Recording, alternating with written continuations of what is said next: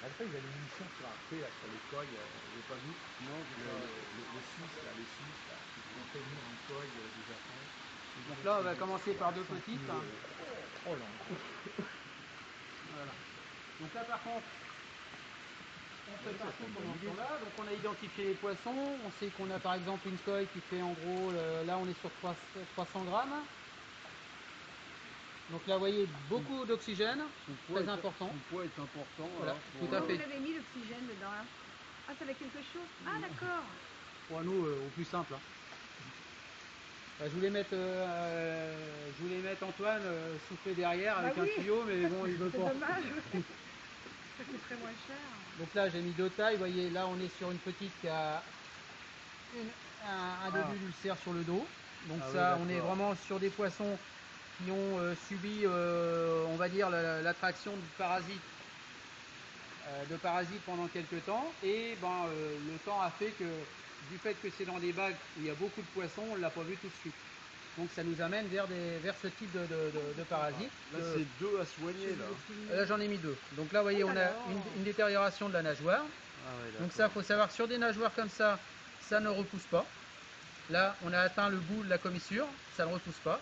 Si on avait une détérioration sur le côté, bon là, ce qui n'est pas le cas, mais par exemple, le côté d'une nageoire bectée, bon ben là, on aurait, ça se guérit, ça peut se guérir. Ouais, ça repousse pas, de toute façon. La nageoire peut repousser si on n'a pas atteint la commissure. Ah ouais, ok. Si on atteint la commissure, là, à la limite, vous voyez, ce qu'il va falloir qu'on fasse, nous, c'est qu'on coupe les ardillons cassés. Les parties d'ardillon, il faudra les casser parce que de toute façon, ça ne repoussera pas et ça fera une zone sensible. Donc on va sur celle-ci, on va couper de façon à ce que les morceaux n'apparaissent plus. Pour que le mucus repousse et recouvre la zone infectée. Donc là, on est dans le cas typique d'une bactériose, en grande partie aéronomase.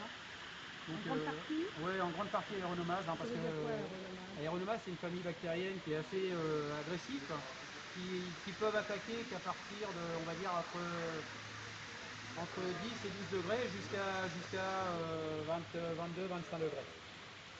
Ils peuvent attaquer plus, mais comme on disait tout à l'heure, les défenses immunitaires des poissons sont telles qu'ils sont plus forts que les bactéries.